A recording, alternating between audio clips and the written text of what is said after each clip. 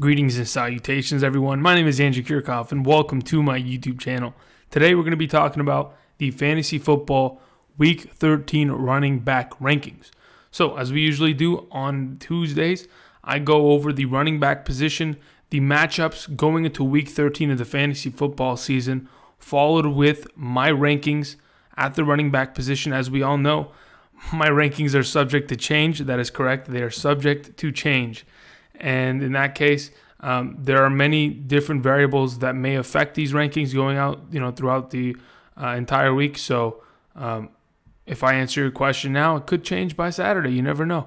But either way, these are the best rankings that I can come up with right now to get you guys ready as soon as possible for Week 13 of the fantasy football season. So without further ado, let's get right into that. But I just want to say hello. Hey, everybody. How's it going? I want to give out a shout out to all of my subscribers. We got to 4,500 total subs as of right now. I called you guys out. I said, hey, let me get 7 more subs to hit that 4,500 mark. Guys came in clutch. Closed it out. We're at like 4,503, something like that, right? Okay, no big deal. We're looking good. I mean, progress is progress. I'll take it any day. I just want to thank all of you. Continue to support the channel. Continue to watch my episodes. Even those of you who, mosey on by, you leave a dislike. Those of you, okay? I don't know who you are, but you come by every day. You watch my videos. I'm sure you're enjoying it. You just have to leave that salty dislike, which I don't really mind, honestly, because you're enjoying the channel. That's why you're here every day. Anyway, so thank you for all of you who show up, whether you like it or not. I appreciate you guys. So that's basically that. Hopefully I can answer the rest of your questions today, but we'll see where that goes. But beginning with the running back position, let's talk about the matchups going into Week 13 of the fantasy football season. All right, so as we all know, there are no teams on bye week this week. So every team is in full effect. Everyone is as strong as they're going to be. As we try to make our last push for those of us who have not clinched playoffs yet, we're going to try to make our last push, the last hurrah to try to get into those playoffs. Or for those of us who are comfortably sitting in the playoffs, maybe go ahead and clinch a first round bye, etc., etc. But let's talk about the matchups going into Week 13 of the fantasy football season. The defense that is worst against the running back position thus far this season, I mean, it's pretty close. The Cincinnati Bengals, they're trying their best to get to that number 1 spot, giving up the most points. But the Kansas City Chiefs, they are still giving up the most points to the running back position. I don't think this week there's going to be many players that are going to be able to take advantage of that. I know Doug Martin had a good week this past week, but can he come out and play well against the Kansas City Chiefs when they're getting blown out and the score ends up being 45-7? Not sure if that's going to be able to work in their favor in fantasy-wise. Other than them, right, we're talking about the Bengals closely, this number 2 team giving up the second most points to the running back position thus far this season. This coming week, the Cincinnati Bengals, they lost to Andy Dalton. Their team is looking, more and more like a team that's just pretty much packing it in. They play against the Denver Broncos, who, as of right now, they're looking like a good, well-oiled machine. They've picked up 2 W's as of late against pretty formidable opponents. But, Phillip Lindsay has looked excellent. As of late, Phillip Lindsay, I mentioned him yesterday, guys. It's a breath of fresh air, to be honest, to have a guy like Phillip Lindsay come into the season with very little praise or hype or anything surrounding him. He comes out, he wins the job, he wins it fully, takes it away from the rookie drafted in the 3rd round, if I'm not mistaken. Royce Freeman was taken in the 3rd round out of Oregon. And he's claimed his position as the starting running back of the Denver Broncos. He's looked fantastic as of late. And going forward, he is going to continue to carry teams. For those of us who picked him up and off the waivers earlier on in the season, it's paying dividends without a doubt. So I expect Phillip Lindsay to have a great week. Moving on to the Arizona Cardinals, who give up a bunch of points to the running back. Another guy that is going to be prospering from this is Aaron Jones. He's looked great as of late. He continues to find the end zone, which is that missing variable that many running backs continue to struggle at. Getting a weekly touchdown is so much value. Honestly, it's the difference between being an RB2 and an RB4 at this point, right? You'll have running backs that, yes, they'll get 60, 70 yards. It doesn't make a difference because they're not getting those touchdowns at the end of the play or end of the drive. Aaron Jones this week has a great matchup. He's going to be able to feast. Moving on, the Atlanta Falcons. The Baltimore Ravens will be playing Atlanta this week. Gus Edwards this past week had a good amount of carries, had over 100 rushing yards. I expect that to continue with Lamar Jackson being named starting quarterback this week. I think he'll continue to be, he is the best fit with Lamar Jackson. He is a bruising back with Alex Collins being injured as of late. They've used Ty Montgomery a little bit in the passing game, which I saw. So for those of you who are considering a flex option, Ty Montgomery is not a terrible choice, but I wouldn't think that he is better than some of the other options I mentioned yesterday in my video. But either way, the Falcons defense, they give up a lot of points in the running game. Gus Edwards will be able to benefit from that. Moving on, the Miami Dolphins, another team that gives up a bunch of points on the ground. As I mentioned, LeSean McCoy, if he's available, perhaps he's sitting on your bench. This might be one of the last times you can potentially play him. The Miami Dolphins give a bunch of points on the ground. Marlon Mack was going to be able, Marlon Mack picked up 85 yards on the ground. Was going to be able to probably break the 100 mark, was it not for the concussion that he sustained this past week. So, the Miami Dolphins, they're not great on the ground or stopping the run. And I think the Buffalo Bills, who are coming off a pretty big win this past week, should be able to take care of that and maybe have some fantasy value through maybe Chris Ivory also, besides LeSean McCoy. Moving on, Cleveland Browns, pretty poor against the running back position this coming week. Okay, well, here's the thing. They play against the Houston Texans, who last night, the running game looked great, right? 12 rushes, 160-some-odd yards because of that 97-yard rush from Lamar Miller. A pretty big swing in the game, When you go from going forward on 4th and goal at the 2-yard line to getting stuffed because you handed it to your second-string tight end who is a fullback, and then the point swing turns from, okay, we just turned over the ball to there they go, and Lamar Miller down the sideline for a touchdown. That's a 12-point swing, potentially, right? If you score there, you get 6 points. But instead, you didn't score, and they scored. It's actually it's a 14-point swing, which is pretty unfortunate for them. But either way, Lamar Miller, who's looked good, him and Alfred Blue could potentially be viable plays this week. We'll go over that in my rankings. Tampa Bay Buccaneers struggling against the running back. Quite frankly, they're struggling against everybody. But Matt Breida had a good week this past week. Statistically, he had a good amount of yards, had a good amount of touches out of the backfield. And rest of the season for Matt Breida, this entire season for Matt Breida has been pretty easy. He's been dealing with injuries, so hopefully the next couple games he'll continue to stay consistent. I expect him. We're not talking about Matt Breida. Forget about him. I expect him to do good, but we'll talk about him later. I don't know how I got on Matt Breida. Tampa Bay Buccaneers. The Panthers play the Tampa Bay Buccaneers. So Christian McCaffrey, who dropped 40 points in half-point PPR this past week, he'll be able to feast on them. The Oakland Raiders, the Kansas City Chiefs play against them, so Kareem Hunt should be having a great game. The Buffalo Bills, who play against the Miami Dolphins. I don't know. We'll see about Kenyan Drake. We'll talk about him in a little bit. The Detroit Lions, who are playing against Todd Gurley. Todd Gurley's going to be able to feast on that defense, no problem. Other than them, I've talked about the Giants to an extent, right? If it was not for the fact that Josh Adams hurt his shoulder in the first half, guys, he would have had over 100 yards, could have had potentially 20 fantasy points this past week. He got injured early. They started to use Corey Clement a little bit more and more in the first half. And then as the second half pretty much arose, he became cleared to play. You saw him have 20-plus touches in the second half, had himself a touchdown, had a 2-point conversion. He looked like pretty much the heart and soul of that offense, moving the ball down the field, running tough. And as of right now, the way I see it, with Josh Adams continuously getting carries out of the backfield, he'll be great. But who plays the Giants this week? Right? I keep going off on tangents, but that's the point. We're talking about matchups.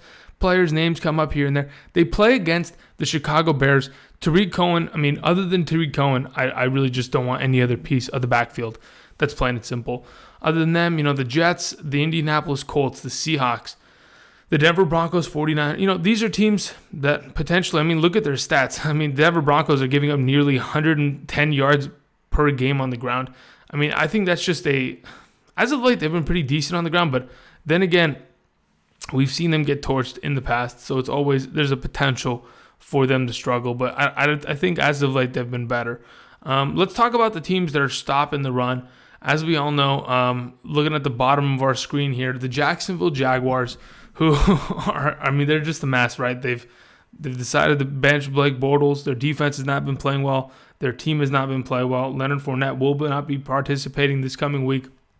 And they play against the Indianapolis Colts.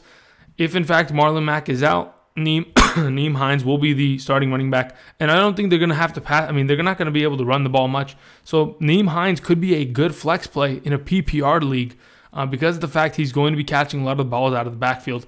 That could be a potential sneaky start. We'll go into that later. Other than that, the Baltimore Ravens playing tough against the run. So Tevin Coleman, who I didn't really trust this past week. I mentioned it in our video when I went over the ranking of Tevin Coleman that I didn't like the matchup against the Saints. It's the same deal here against the Ravens. Other than that, speaking of the Saints, they're also another team that is stout against the run game. Yet they play against Ezekiel Elliott. And Ezekiel Elliott has been fantastic as of late. 3 consistently great games where he's getting a lot of touches, he's getting a lot of yards, and he's finding the end zone. That's exactly what we want as Ezekiel Elliott owners. But going forward, can we trust him this Thursday? I'll go into that a little bit later. Chicago Bears, decent against the run, except for against LeGarrette Blount, who completely ran them over. But Saquon Barkley will be able to be pretty efficient this week. The Minnesota Vikings are tough against the run. Is that going to stop Michel from scoring fantasy points? Is that going to force James White to play more? We'll see. Titans, the Cowboys, the Panthers, the Steelers, and the Texans. Those are the tougher matchups. That's basically it. Just wanted to go over this, give you guys a little bit of a perspective on who's giving up the most points at the running back position, or to the running back position, on a weekly basis. I mean, other than you see those top 3 teams, they're giving up 29 points in fantasy and half-point PPR per week, nearly a touchdown per game to the running back position, all those yards. Those 3 teams right there, 2 of them will be able to take advantage because of the fact that because of Aaron Jones and who plays against Cincinnati again? Goodness gracious, and Phillip Lindsay. But the first matchup against the Kansas City Chiefs, we'll see where that goes. Either way, let's go ahead and move on to my rankings at the running back position for Week 13 of the fantasy football season. All right, here we go. So we're going to go through the top 36, but to begin, we have the top 18 here. Number 1 is Todd Gurley for this coming week, playing against the Detroit Lions. I messed that up yesterday. I consistently kept saying, the Rams are playing against the Bears, right? That's not until the following week. That's Week 14, the first round of our fantasy playoffs. We'll talk about that later. But as of right now, they play against the Lions. They're pretty, as of late, with the addition of Snacks Harrison, they've been better against the run, but they're still going to be weak defensively. We've seen teams torch them. We saw Chase Daniels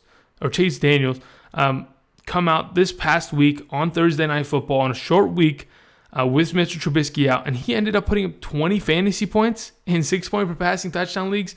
I mean, he looked good against the Lions defense. I wonder what the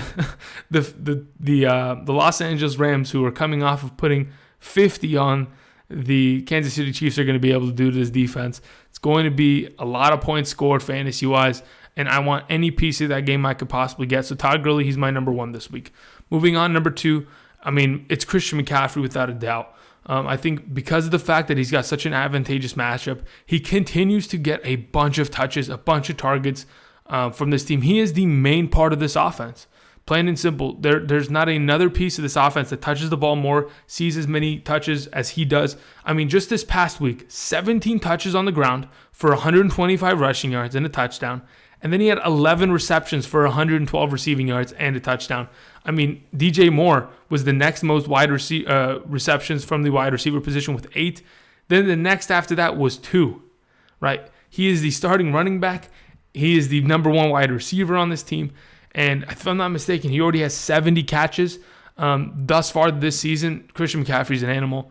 I think he's going to do great against the Tampa Bay Buccaneers this week. He should be awesome. He's my number 2 this week. Number 3, we have Kareem Hunt, who is playing against the Raiders this coming week. I expect them to be able to destroy the Raiders without a doubt. They're coming off of they're coming off of a bye week, so they're going to feel healthy without a doubt. Now, the question is, are they going to pull Kareem Hunt out of the game after Patrick Mahomes throws his first 4 touchdowns? That's the question. Or are they going to pour it on? Because they potentially could. I mean, this is a matchup within the division. You might want to send a message to the Raiders, and you might want to, get the cobwebs off after you went through that bye week. But I think Kareem Hunt, either way, he's going to get touches. He's going to be used within this game, and he's going to find himself in the end zone. So he's my number 3 this week into a very good matchup in which the Chiefs are going to be dominating for sure. All right, number 4 at the running back position, I have Phillip Lindsay.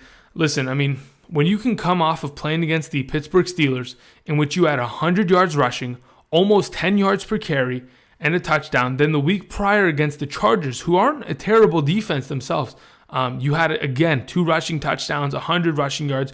You're coming off of back-to-back weeks in which you are consistently, producing. And on limited touches, to be honest. These last 2 weeks, he's had 14 touches and 11 touches. That's not 22. Like, Josh Adams is getting 22. Guys like LeGarrette Blount this past week had more, right? Yet Phillip Lindsay, with the limited amount of touches thus far this season, he's a smaller guy, yes, but he continues to be able to, Christian McCaffrey gets more touches on the ground. Phillip Lindsay is continuing to produce. As of right now, where is he at? He is the number 11 running back in half-point PPR scoring thus far this season. Goodness gracious. He's only 12 points behind David Johnson, which was by all means a guy that was drafted within the top 4 in majority of the drafts going around this past, preseason. And it's pretty crazy how this guy stepped up. But this coming week against the Cincinnati Bengals, I expect them to have a great matchup. Cincinnati Bengals will be missing Andy Dalton. Hopefully they can get back A.J. Green for us in the fantasy realm. But as of right now, I expect Phillip Lindsay to have a fantastic week. He's my number 4. Number 5, Aaron Jones, another guy that I mentioned earlier, has a fantastic matchup against the Cardinals defense, who's giving up a lot of points to the running back position. And we saw that just this past week. Melvin Gordon, Austin Ekeler, Justin Jackson. Many of you went down to the comment section. You asked, is Justin Jackson a viable option for me this coming week if I pick him up? He had 7 yards per rush. Okay, but he was 7 yards per rush against the Cardinals, right? How much value does that bring to you if he's playing against a defense that is quite stout against the run? I'm not sure. It just depends on matchups. But as of right now, for sure, Aaron Jones this coming week, if those 3, they gave up nearly 50 points to the running back position this past week. I think Aaron Jones, he won't be able to put up 50 points, but he's going to try his best to do as much as he can, and I expect him to be great. He's my number 5. Number 6, we have Alvin Kamara this coming week. Plays against the Dallas Cowboys on a it's not technically a short week considering both these teams played last Thursday, so about 7 days off. They got a week off, no big deal. But they play against the Dallas Cowboys on Thursday Night Football. Here's the thing. Alvin Kamara specifically, I expect him to be great, but continuously getting a couple of the snaps taken away, a couple touches here and there taken away, it's going to hurt him over time. He continues to get a bunch of yards. He continues to look fantastic, but as they continue to blow teams out, how much do they have to use him? If they're not in shootouts and the Saints are completely just torching teams, which I can potentially see them doing that against the Cowboys this week. I can see them getting off to a great start.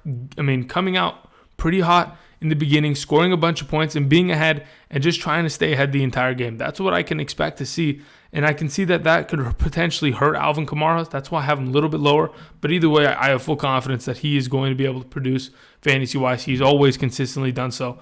So he should be great this week. He's my number 6. Number 7, Saquon Barkley, playing against the Bears this week. In the first half, I'm telling you guys, in the first half, he had all of his fantasy production. He only had 4 rushing attempts in the second half, yet he had 29 fantasy points in half-point PPR. Just imagine that. Just let that settle and linger in your brain. Saquon's an absolute animal. I can't wait until this team has a quarterback that they can, completely trust and give the offense to. And, Odell Beckham and Saquon Barkley are that much better next season. It's going to be fantastic. But either way, these guys still have value. Saquon's my number 7 this week. He should be great. Number 8, we have Ezekiel Elliott. As I mentioned before, it is a little bit of a struggle for Ezekiel Elliott to play against a tougher defense like these New Orleans Saints, but he's been consistent. We have to continue to ride with him. When you're scoring 20 points a week, you're finding the end zone, over 100-yard game rushing. We're just going to have to run with you. Hopefully that offensive line continues to stay healthy. We continue to see Tyron Smith on the sideline. Hopefully he can get onto the field and help Ezekiel Elliott and our fantasy owners pick up a W this coming week. Number 9, we have David Johnson playing against the Green Bay Packers, who, honestly, the Green Bay Packers defense also has struggled all season long. I expect this team to be able to use David Johnson effectively. This past week, he wasn't great. He still had 17 touches on the ground. He just wasn't able to get into the end zone or be used effectively in the passing game to the extent that we would have liked to see. But to be honest, they were getting blown out the entire game. And Josh Rosen has not played well as of late, so it's kind of hurt David Johnson to an extent. But I still expect him to be able to produce, especially against the Packers, who have struggled against the run this season. He's my number 9. Number 10, we have James Conner of the Pittsburgh Steelers. Speaking of guys who are struggling, James Conner, he started off hot this season, guys. In the last 3 weeks, he has been just below par, to be honest. 13.8 points, 7.9 points, and 9.5 points. I mean, the last 2 weeks, the Pittsburgh Steelers has struggled. They've come out slow, lethargic, and they just offensively have just sputtered out of control and just been terrible. They've gotten themselves into bad situations in which late in games they're trying to catch up or keep up with the opposing team, and that completely eliminates the entire prospect of running the ball through James Conner and dictating the game through the run.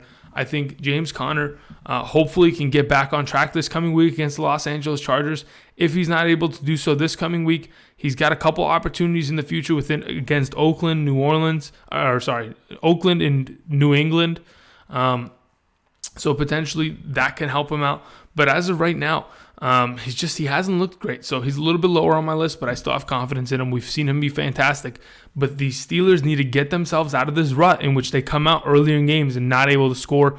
They need to give James Conner 20-plus touches. I'm sick and tired of this 9 touches, 13 touches on the ground. We need to see 20-plus, perhaps 24-plus, in order to get this guy where he needs to be. That's where the Steelers are successful. When they're able to run the ball efficiently, dictate the offense, kill clock, take the air out of the ball, this is where they're effective. Hopefully James Conner can be able to find some fantasy value this week for our owners. Let's go. All right, moving on. Nick Chubb is number 11. They play against goodness gracious, who do they play against again?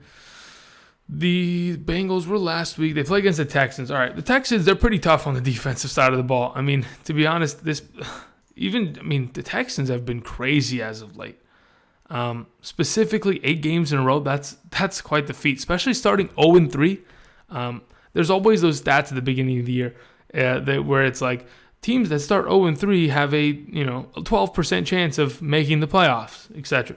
Well, guess what? The Texans are going to be one of those teams that break that stat to a different level. But as of right now, I think Nick Chubb, with the amount of touches he's getting, the success of the Cleveland Browns offense, he is going to be effective no matter what. They continue to feed him. The offensive line play of the Cleveland Browns has been really great as of late. Baker Mayfield hasn't been sacked in 2 weeks.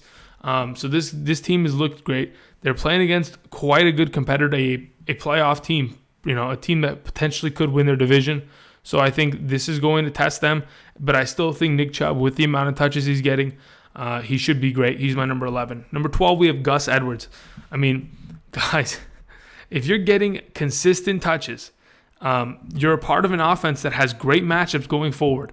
And that's what they do. They have great matchup this week against the, the Atlanta Falcons. Right? The Atlanta Falcons, as I mentioned before, and I showed you guys statistically, they're giving up a lot of points on the ground. As of the last 2 weeks, Gus Edwards, 17 carries, 115 yards, and a touchdown, and a 2-point conversion. And then the week after, this past week, 23 carries for 118 rushing yards. That is fantastic. That is absolute. It wasn't 10 yards per carry. I don't know where I blew that one out of. Maybe I was talking about Lindsay. Excuse me. Anyway, moving on. As I was mentioning, Gus Edwards, he continues to get the touches. This offense has looked better with Lamar Jackson under center. But to be honest, they've been playing against some clowns, right? They played against some 2 bad teams, the Cincinnati Bengals and the Oakland Raiders. So maybe it's a fluke, but this coming week, they're playing against another advantageous matchup in which they can be potentially effective in the running game. I think Gus Edwards could find the end zone and be fantasy relevant. He's my number 12 this week, guys. Imagine that. All right, number 13, we have Chris Carson. Now, Chris Carson's going to be great. The 49ers, they're not a great defense. They're not a team that's going to be able to stop the Seahawks. To be honest, no one's really been able to stop the Seahawks from running the ball consistently downhill on teams. If I'm not mistaken, I kind of want to find that stat. I want to know how many yards per game the Seattle Seahawks are averaging, or rushing yards they're averaging this season. Let's go ahead and find that, shall we? Okie dokie. Where are we at here? Yeah, that's not a real stat. There's no way. That's not right. Come on. Where is this? Okay. Are we really not going to be able to find this? I'm going to find it. Don't worry. Here we go. Team. All right. They're averaging. Nope. I can't find the stat. Damn it, dude. It says that they already have 1,600 rushing yards on their team. We've only played, 12 weeks? That's definitely over 100 rushing yards per game. I'll tell you that much. As of right now, that's pretty insane stat. Chris Carson and the Seattle Seahawks, they're going to be able to just completely destroy the 49ers this week. I have a lot of confidence in that fact. The 49ers were only able to put up 9 points on Jameis Winston and the Buccaneers, which is honestly just it's pretty upsetting to me, considering I like Nick Mullins this past week, but they weren't able to do anything, and I don't think it's going to change this week as they play a matchup within their own division against the Seattle Seahawks team that is trying to get into those playoffs. Chris Carson is going to be able to lead this offense, find himself to be fantasy relevant. He's my number 13. Number 14, we have Sony Michel. Sony Michel, he looked great. He looked healthy. He continuously saw the ball. Here's the thing. James White was used in the running game here and there, but to be honest, Michel is going to dominate the ground game. He is going to dominate the goal line carries, and all that production we saw James White was capable of doing, those 25-point games on a consistent basis while Michel was out, that is no longer in existence. The only time we'll ever see James White scoring a touchdown is through the passing game. Other than that, it's going to be Michel. I expect him to be very successful this coming week against the Vikings despite the matchup. He's going to consistently get the ball, seize touches. He's my number 14. Number 15, we have Austin Ekeler, a guy that's been absolutely fantastic, stepping in for Melvin Gordon. Here's the thing. Again, last week, it was against the Cardinals. They are a very, very bad defense. Going against the Steelers, who is a better defense, at least against the running game. They could potentially stop Austin Ekeler, but Austin Ekeler still finds value in the passing game. This past week had 11 receptions, and to be honest, he will consistently be used in that kind of a third down back, even though he's going to be used as a first down guy for the weeks to come. I like him this coming week as a mid-tier RB2, high-end RB2. He's my number 15. Number 16, we have Matt Breida. Like I mentioned before with the 49ers, other than George Kittle, it's been Matt Breida, right? Those are the two shining lights on this offense. With all the injuries they've sustained this season, it's just been really rough for the 49ers. But Matt Breida, as of late, has been fantastic. He's looked great. He has produced fantasy-wise for his owners. And the rest of the season, his schedule is not looking bad. The Seattle Seahawks, they're pretty good against the run, but we saw what Christian McCaffrey was able to do this past week against them, and there's a potential that Matt Breida can have a great week. He's my number 16. Number 17, we have Joe Mixon. Now, the only reason I have Joe Mixon a little bit lower, despite the fact that they have a decent matchup this coming week, is because of the fact that Andy Dalton isn't there. I don't know how this offense is going to move under Driscoll. There is a potential that they're just fine without Andy Dalton, and Andy Dalton is on his way out of the organization and to being replaced. There's a potential of that, but I'm just a little worried with Joe Mixon this coming week. Yes, there's always a potential that Joe Mixon's able to be great, but this past week, I don't know. He's a 15-point running back. We need to see him score touchdowns. He hasn't done it in a little while, and it worries me a little bit, right? This offense has been pretty bad as of late. They're not trying to technically win games. They're not in the playoff hunt anymore, so it just really depends. As of right now, he's a little bit lower because of that. Moving on, and also besides the fact that he hasn't been performing to the extent that we want to see him at, Joe Mixon, he's a great running back. He has been a top 12 guy this season, if I'm not mistaken. He has been fantastic all year long. Let me go and find this. Yeah, he's the number 12 running back in half-point PPR as of right now. Okay, and so he's been fantastic. He was better earlier on in the season, and especially because of the fact that he missed a couple games. He missed 2 games this season, but as of late, just hasn't been, I mean, goodness gracious. Actually, he had a great game this past week. 19 points, 7 receptions, though. 7 receptions for 77 yards, in fact. So he did have a great week. I'm just a little worried about Joe Mixon. That's all I'm saying. There's just so many good running backs at this point. I just feel like the other matchups are a little bit better comparatively. And I'm just a little worried about the quarterback play of Jeff Driscoll. Maybe that ends up affecting him this coming week. All right, moving on. We have Josh Adams of the Eagles. Again, the coaching staff of the Eagles have come out and said, we want to give Josh Adams the ball more. All right, that's the third week in a row. If you don't hand him the ball off 30 times, I'm done with you. Either way, Josh Adams, he's been able to produce on a weekly basis. He's my number 18 this week. All right, moving on to the last couple guys that we wanted to mention this coming week, the 19 through 36 rankings. Number 19, we have Tarik Cohen playing against the Bears this coming week. He is the only Bears running back that I want to mention. We will not mention the bum. He will not be named. I don't want to talk about him. He is not a great running back. He has just been a disappointment in a garbage can.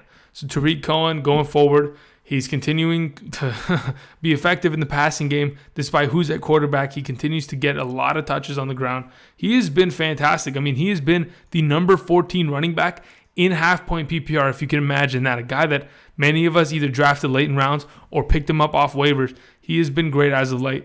And he really doesn't get that many touches in the running game. You know, these last couple weeks, 5 touches, 6 touches, 5, 6, 7, 7, 3.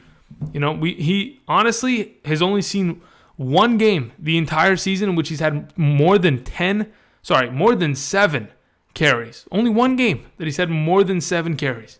That's insane. And he continues to be fantasy relevant, and he's the number 14 running back in half PPR. Either way, he's the future running back of that team. And he's the present running back of that team. So he should be good this week against the Giants. Number 20, we have Dalvin Cook. Didn't play great. Had a tough matchup for sure. Actually, no, he didn't have a tough match. He played against the Packers. What the heck is wrong with you, Dalvin Cook? Why you got to be so garbage, man? We waited for your sorry ass to get healthy. And then after you get healthy, you're still not great. Like, come on, man. This is so upsetting. I don't understand. Okay, great. You scored 15 fantasy points because of the passing game. You weren't able to do anything on the ground. At least Joe Mixon was able to get some yards on the ground. Poor Joe Mixon, I was roasting him earlier. He was actually pretty good this past week. Again, rankings are subject to change. But Dalvin Cook had 15 fantasy points this last week because of that touchdown that he was able to score in the passing game. If he's not able to, pick those up, it's going to be a struggle. But he plays against New England defense, which should be a good matchup for him this week. I like the matchup. I think they'll continue to use him. They need to continue to establish a running game in order to help Kirk Cousins out in the play action. So he's my number 20 this week. Number 21, we have Lamar Miller. I'm sorry. You can't have such a great performance and not be rewarded for it, especially now that you're playing against the Browns. I mean, they're going to if you're going to consistently have good weeks. I mean, Lamar Miller, as of late, to be honest, as of the last 4 weeks that he has performed, has only had one fluke of a performance. Okay? I'm just going to read the last 5 weeks that he's played. 16.4 fantasy points, 19.3, 5.8, which was the fluke, 12.3, and 23.3. Sorry, 23.2. I mean, that's fantastic. He has been great as of late. He continues to get touches. He continues to make plays. He's finding that end zone. 3 touchdowns in the last 5 games, which is great, to be honest. Against the Cleveland Browns this week, a defense that's struggling against the run. Hopefully they can use him more and get him established and find some fantasy value. All right, moving on. Number 22. Now, specifically, I have James White below Lamar Miller. You may be wondering why. Well, Lamar Miller is at least a starting running back of the team. He is going to get first, second down work, goal line carries. James White, on the other hand, is not going to. If James White is not in a specific scenario where the game script is revolving around the idea that the Patriots need to throw the ball in order to, be able to be successful, then, James White is practically useless. He's a guy that's going to touch the ball a couple times a game, at least maybe 10 times a game, hopefully, like he did this past week. But, unless he catches that touchdown or gets big yardage in the passing game, 10-plus receptions, it's going to be tough to give an argument for James White any higher than 22. Number 23, we have Mark Ingram, who, again, it's another idea. He is the backup to Alvin Kamara. That is a fact. That is not something that we can argue. He is going to be the guy that is getting the secondhand touches, I guess, per se.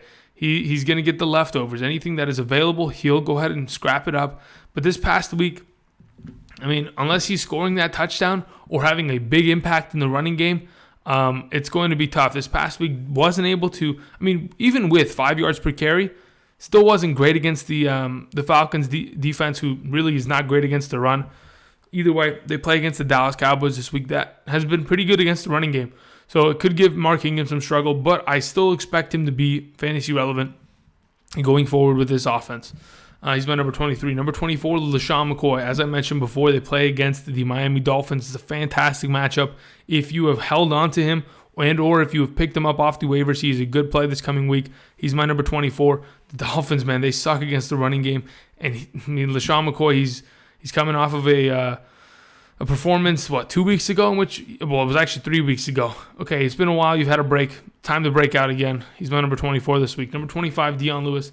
Wasn't able to do much against the Texans, but this coming week against the Jets, he should be fine. He's going to be used as the number one back like he has been as the last couple weeks. He'll continue to get touches, whether it's on the ground or in the passing game. He'll be pretty decent. He's my number 25. Number 26, I'm expecting Marlon Mack to perhaps have a little bit of a backseat this coming week because of the fact that he's coming off of concussion protocol. I'm not even sure if he's going to play. That's why I've put him a little bit down here. If Nyheim Hines is to take his spot because of his injury due to the concussion, you can just put Nyheim Hines right here at 26. That's why I've kind of put him down here. Otherwise, there's a potential later on in the week I could adjust this. Moving on either way. 27, Tevin Coleman playing against the Ravens defense, who's been great against the run thus far this season. Tevin Coleman hasn't looked great as of since that 30-point game against the Washington Redskins. So can I expect Tevin Coleman to step up and be great? I'm not expecting much from him. That's why he's a little bit lower. He's just a fringe RB3 flex play in a PPR per se. Moving on, Kenyan Drake, a guy that he's so inconsistent. It's embarrassing. Right? There are games he comes out and scores 2 touchdowns, then he disappears for a couple weeks, comes back, scores another 20 points, disappears for a couple weeks, scores 20 points, and then it's the cycle, right? As of right now, until Frank Gore is out of that backfield, it gives me concern, but he's a guy that continues to make plays, and potentially this coming week as the Dolphins take on the Bills, they could use him in the passing game a little bit more, or potentially in the running game against the Bills, who have given up the 8th most fantasy points to the running back position. Drake could be good, but either way, he's a flex. Moving on, Adrian Peterson, number 29, playing against the Eagles defense. I'm pretty happy with the Eagles defense. Per se, the secondary is not great, but up front, they're pretty decent, right? Linebackers and defensive linemen, they're getting after it. And with all the injuries to that Redskins offensive line, I don't expect Adrian Peterson to be able to accomplish much, especially if Chris Thompson is not there to change of pace the backfield. So he's my number 29. Number 30, we have Carlos Hyde, who honestly I think he's going to split carries with TJ Yeldon all game. So he's my number 30. He's a flex play at best because, to be honest, we don't know what we're going to get out of that offense with Cody Kessler as the starting quarterback, but we can assume that it's going to be better than what Blake Bortles was bringing to the table. But then again, other than Leonard Fournette, there really hasn't been a viable option within this offense for a couple weeks. Moving on, number 31, Peyton Barber. Here's the thing about Peyton Barber. He's had a couple good weeks here. But he plays against the Panthers, a defense that is good against the run per se. They struggled against the Seahawks, but the Seahawks are a great offense. Offensive line-wise, running the ball with that slew of running backs that they have back there. Peyton Barber could potentially have a good week, but it will require him to find the end zone like he has the last couple weeks, which is a hard ask, but he could potentially do so as a flex play for you. Number 32, LeGarrette Blount. Here's the thing. If LeGarrette Blount ends up playing, let's put it this way. If he ends up playing due to the fact that Kerryon Johnson is not healthy, which I'm expecting to happen, right? The latest report is Kerryon Johnson might miss this next week. If he does miss the week against the Rams, I could see LeGarrette Blount being decent against the Rams defense.